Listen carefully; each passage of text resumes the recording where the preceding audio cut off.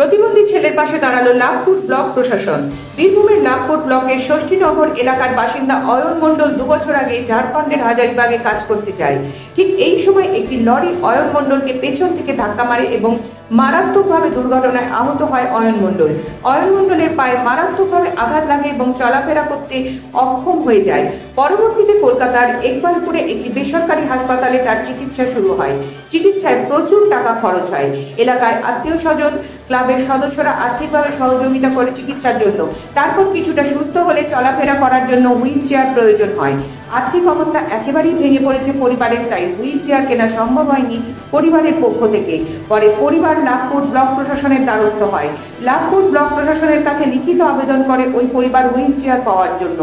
আজ লাভপুর ব্লক প্রশাসনের পক্ষ থেকে অয়ন মণ্ডলের হাতে হুইল চেয়ার তুলে দেওয়া হয়। লাভপুর ব্লক প্রশাসনের সহযোগিতা পেয়ে খুশি পরিবার। পরবর্তীতে অন্য কোনো সহযোগিতা দরকার হলে লাভপুর ব্লক প্রশাসন পাশে আছে বলে আশ্বাস দেন লাভপুর ব্লকের জয়েন্ট বিডিও নয়নতারা রক্ষী। Bureau report, Bolpur news.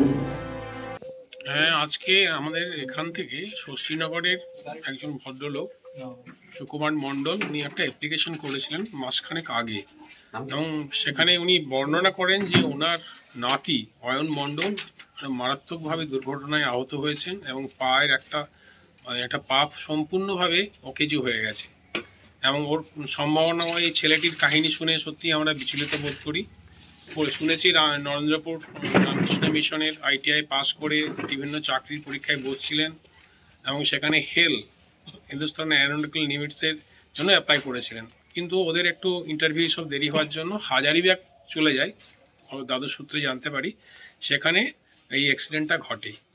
পরিবারের অবস্থা একদম সাদামাটা সেরকম কিছু নয়। এরপরে ওই একমাত্র ছেলের এই অসহায় অবস্থায় দাদু হিসাবে যে সুকুমার মণ্ডল আমাদের কাছে জানান যে কিছু আমরা একটা যদি হুইল চেয়ার ব্যবস্থা করতে পারি তাহলে কিছুটা অন্তত ছেলেটি চলাফেরা করতে পারবে, কেননা দীর্ঘদিন ধরে ঘরে এক জায়গায় কনফাইন্ড আছে।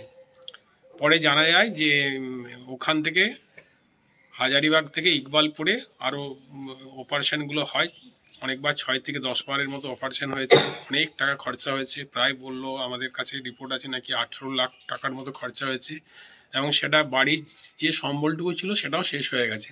পাড়া প্রতিবেশী ক্লাব ওরা পাশে দাঁড়িয়েছে।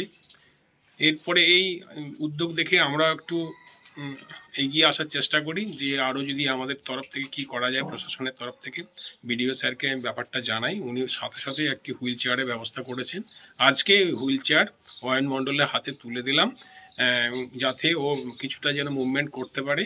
এবং বর্তমানে যে পায়ের অবস্থা অনেকটাই ক্ষতি হয়ে গেছে, তবুও কিন্তু সম্পূর্ণ আশা হারায়নি এবং পাটা অনেকটাই আবার রিকভারি হতে পারে। এবং আমরা বলেছি মনোবল হারাবেন না, এবং যদি কিছু দরকার হয় বইপত্র, পড়াশোনার খরচা যদি হয় বা কোনো অনলাইনে পড়াশোনা করতে চায় সেই হিসাবে আমরা পাশে আছি এবং যোগাযোগ রাখতে বলেছি।